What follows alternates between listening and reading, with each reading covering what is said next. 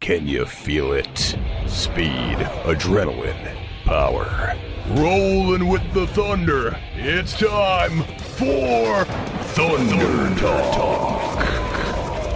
Brought to you by Jailhouse Saloon. Now, here's your host, Dan Bailey. This week on Thunder Talk, I'm pleased to welcome Ben Anderson to the program. Ben has enjoyed a lot of success at Mississippi Thunder Speedway behind the wheel of several different style of race cars. This year, he's piloting one of those ultra-fast Redbox Plus 600 mods. Ben Anderson, thanks for joining us this week on Thunder Talk. Thanks for having me, Dan. So, Ben, you have had a lot of success, and maybe this past Friday didn't quite have the success you wanted, and we'll get to that in a moment, but you are a two-time track champion at Mississippi Thunder Speedway in the USRA B-Mod ranks. This year, as I mentioned, you're campaigning one of the 600 mods. So how did that transition come about? How did you find yourself strapped into a completely different type of race car this year? Well, we kind of decided just to hang it up a little bit and just take a step back and enjoy life a little bit. And, with the young kids at home and stuff, we just felt like it was the best choice for us, financially and time-wise. Racing takes a lot out of you. But Greg Willits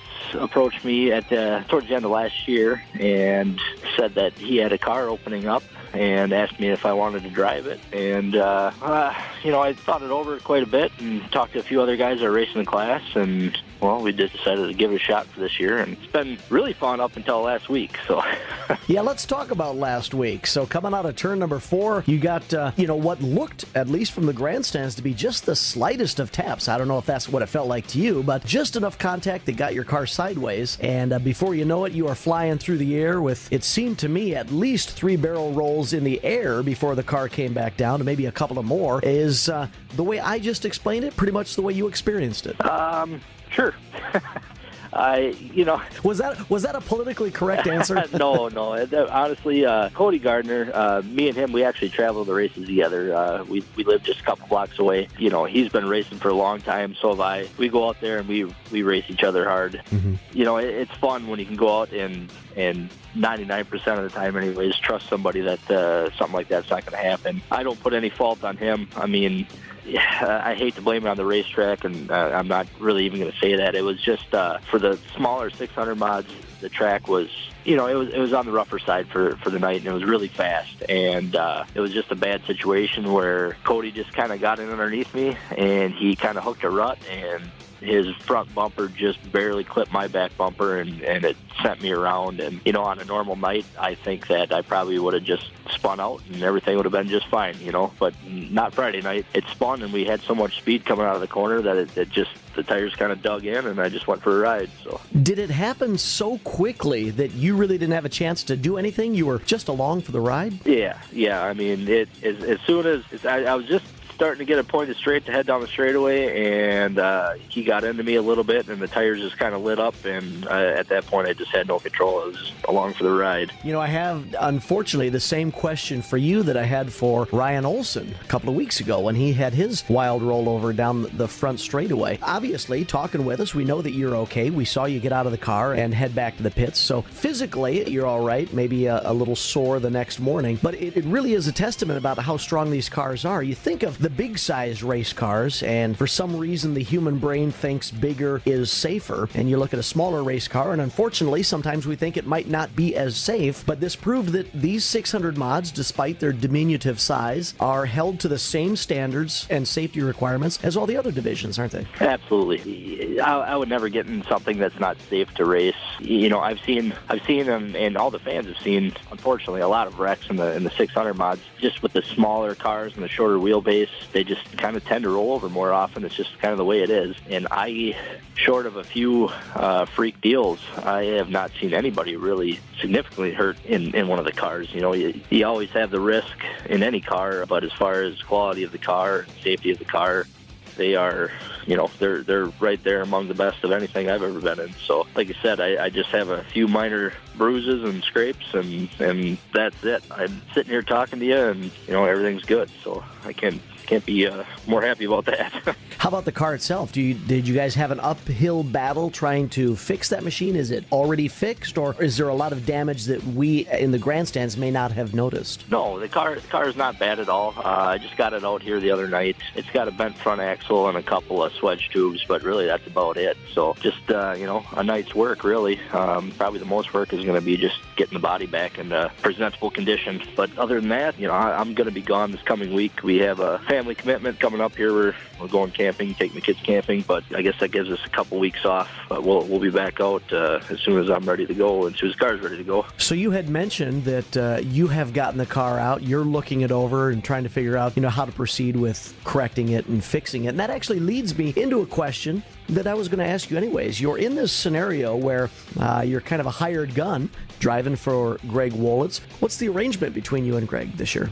Greg's great. I'm fortunate enough to be in a position, I guess, where I've been racing for a few years, and I guess that meant that he felt comfortable with me taking one of his cars. So I can't thank Greg enough. I mean, lets me do what I love to do, and it's just a blast. I keep the car, I maintain the car, and we just show up and race. It's a great deal. I'm going to take care of it to the best of my ability, obviously, every week, and maybe most people don't know, but even with these cars, it still does take a fair amount of work. You want to make sure everything's nut and bolted and everything's safe and ready to go. So if something like what happened on Friday night happens, you can walk away and live to race another day. Well, let me ask a question to Ben Anderson, the race car driver, because correct me if I'm wrong, I think you've driven just about every type of race car that we have or that we see at Mississippi Thunder Speedway. Obviously, I mentioned your B-Mod track championships. I've seen you kind of do this hired gun scenario in a late model, filled in a couple of times. I've seen you in an A-Mod, and here you are in these 600 mods. When you first climbed into this 600 mod, was there anything that caught you off guard with these 600 mods? They are definitely fast. I think on probably most nights, if you want to go ahead and look at the lap times, they probably have among the fastest of the cars out there, including the A-Mods. They are definitely a different car to drive. Some of my habits from driving A-Mods or B-Mods, the bigger cars, some of those habits don't really sit well with the driving style you need to have to drive one of these cars. They're really fast, but they don't necessarily have a lot of horsepower, so you need to drive them a lot straighter. The car acts different, on the gas and on the brake than what the bigger cars do. So it's definitely been a major learning curve for me. Unfortunately, we don't have a lot of good results to show for it. I think raced 3 times, and the one night that I finished there, I got third. So I mean, that's respectable, I guess. But it's definitely been a learning process. But it's fun, because everybody in the class is great. I mean, you can go up and talk to anybody. They're more than willing to help with any questions you have, really. It's just a really good group of guys to be around, and the class is really fun. So I'm enjoying it so far. Tell me if I'm headed in the right direction with this comment. When I watch you guys on the track, it appears that all of these cars are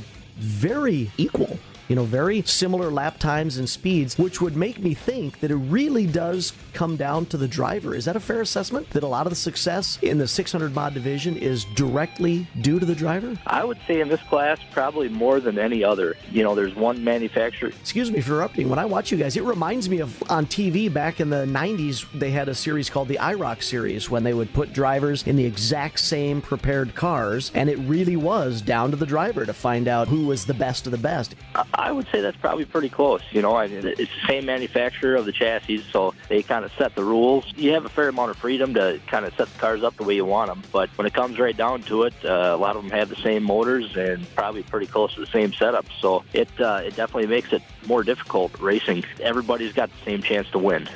They pretty much everybody's got the same cars. You really have to go out there and just drive better than somebody if you're gonna win. Well, Ben, I appreciate you joining us this week on Thunder Talk. I wish we were talking under better circumstances, like maybe a feature win, but it sure looks like you've got the car, even in just the short amount of time that you've been behind the wheel of this particular car. It looks like you've got it figured out, and I'm not trying to put you under any pressure, but I would expect that there's probably a checkered flag here in the not too distant future for you. Well, I hope so. That's what it's all about. We like to go out there and win, and I got a few sponsors that help me out, and certainly would like to represent them well. So tell us about those sponsors who are helping you out this year at the track. Well, I work at Oak Ridge Fabrication, and Bob and Don there, they help out a lot. I got River City, Steve Reitzel. He is always more than willing to help with several cars around there, so he's great.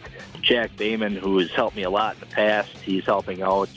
then obviously, Greg Willits and Willits Law and Tavern 129. I mean, without him, I wouldn't be doing this. And then I have a cousin. He has a right turn recruiting business. He helps truck drivers kind of set up the routes, and he was happy to get on board with me this year. So it's great to have all that help with everybody, because even though these are smaller cars, there's still a certain expense that goes with racing every week. And without people like that willing to step up and help you out, it'd be really hard to get out there and do this. So I can't thank those people enough. I appreciate you having me on, and I appreciate everybody coming to watch every week. It seems to be harder for families to be able to come out and do this kind of thing and spend money to go watch something, but I would suggest heading over there and checking it out, because it's a great place, and everybody there is fun to be around, and it's a lot of really good entertainment for not a lot of money. So we're just fortunate we get to go over there every week.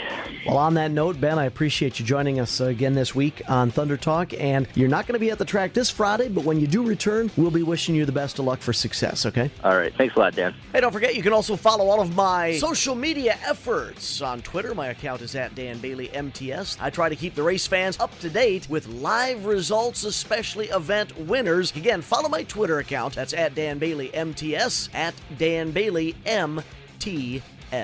That was Thunder Talk with Dan Bailey, brought to you by Jailhouse Saloon. Listen to live trackside every Friday on AM 1380 KG Country, and don't forget to vote for the Driver of the Week on the Mississippi Thunder Speedway's Facebook page. Thunder Talk with Dan Bailey. Come on down to the Jailhouse Saloon. Yeah, come on down to the Jailhouse Saloon. The Jailhouse Saloon is where everyone wants to do time. Come on in and nab up some of the best homemade pizza around. The Jailhouse has happy hour weekdays from 2 until 6, free pool on Mondays, and lunch every day at a great price. The Jailhouse Saloon, where everyone wants to do time.